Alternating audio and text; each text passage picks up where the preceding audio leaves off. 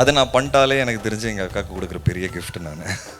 But I think எங்கள் அக்காவுக்கு நான் கொடுக்கணும் அப்படின்னு எப்போவுமே ஒவ்வொரு வாட்டியும் நினைக்கிறது என்னென்னா, அவங்க வந்து எங்களை அப்படி சப்போர்ட் பண்ணும்போது அவங்களுக்கு என்னென்னா, என் அண்ணன் நல்லா வளர்ந்துடணும், என் குடும்பம் நல்லா இருக்கணும், அதை நான் பண்ணிட்டாலே எனக்கு தெரிஞ்சு எங்கள் அக்காவுக்கு கொடுக்குற பெரிய கிஃப்ட் நான். ஸோ அது வந்து நான் தொடர்ந்து ஒவ்வொரு படத்தில் அந்த முயற்சி பண்ணிகிட்ருக்கேன்.